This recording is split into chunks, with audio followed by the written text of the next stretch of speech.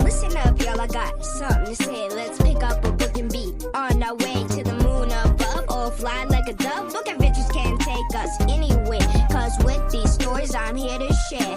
Story, I got a story to tell. Story, I got a story to tell. Story, I got a story to tell. Story time with Summer.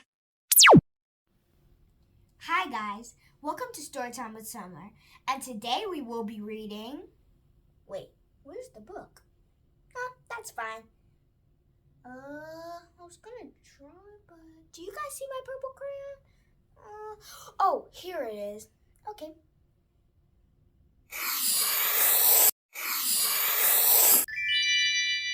Pure magic. Yes, so today we will be reading Harold and the Purple Crayon. It's a really good book, so I can't wait for you guys to read it. So let's get reading. Harold and the Purple Crayon by Crockett Johnson. Harold and the Purple Crayon. One evening, after thinking it over for some time, Harold decided to go for a walk in the moonlight. There wasn't any moon, and Harold needed a moon for a walk in the moonlight, and he needed something to walk on. He made a long, straight path so he wouldn't get lost, and he set off on his walk, taking his big purple crayon with him. But he didn't seem to be getting anywhere on the long, straight path. So he left the path for a short cut across a field, and the moon went with him. The shortcut led right to where Harold thought a forest ought to be. He didn't want to get lost in the woods, so he made a very small forest with just one tree in it. It turned out to be an apple tree. The apples would be very tasty, Harold thought, when they got red.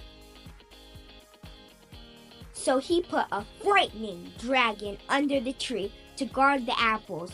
It was a terribly frightening dragon. It even frightened Harold. He backed away. His hand holding the purple crayon shook. Suddenly, he realized what was happening. But by then, Harold was over his head in an ocean. He came up, thinking fast, and in no time, he was climbing aboard a trim little boat.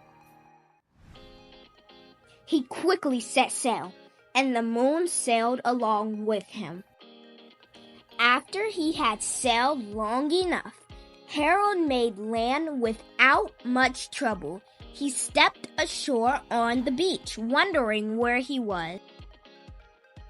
The sandy beach reminded Harold of picnics, and the thought of picnics made him hungry. So he laid out a nice, simple picnic lunch. There was nothing but pie, but there were all 9 kinds of pie that Harold liked best. When Harold finished his picnic, there was quite a lot left. He hated to see so much delicious pie go to waste. So Harold left a very hungry moose and a deserving porcupine to finish it up. And off he went looking for a hill to climb to see where he was. Harold knew that the higher up he went, the farther he could see. So he decided to make the hill into a mountain. If he went high enough, he thought he could see the window of his bedroom. He was tired and he felt he ought to be getting to bed. He hoped he could see his bedroom window from the top of the mountain. But as he looked down over the other side, he slipped, and there wasn't anything on the other side of the mountain. He was falling in thin air.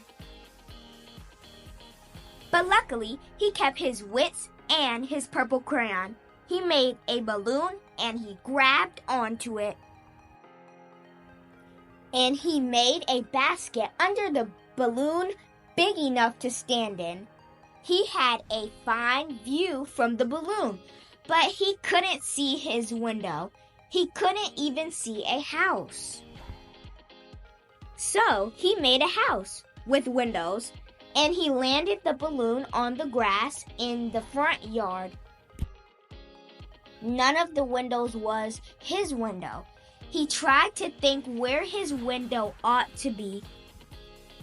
He made some more windows. He made a big building full of windows. He made lots of buildings full of windows. He made a whole city full of windows. But none of the windows was his window. He couldn't think where it might be. He decided to ask a policeman. The policeman pointed the way Harold was going anyway, but Harold thanked him. And he walked along with the moon, wishing he was in his room and in bed. Then, suddenly, Harold remembered. He remembered where his room window was when there was a moon. It was always right around the moon. And then Harold made his bed. He got in it and he drew up the covers. The purple crayon dropped on the floor and Harold dropped off to sleep. Did you guys enjoy that story? I hope you learned that you can draw whatever you want and let your imagination go free because there's no limit in drawing. I don't care what people think about my drawing, as long as I feel good about it. I can draw doodles, scribble. So you can draw anything you want to. What would you draw with a purple crayon?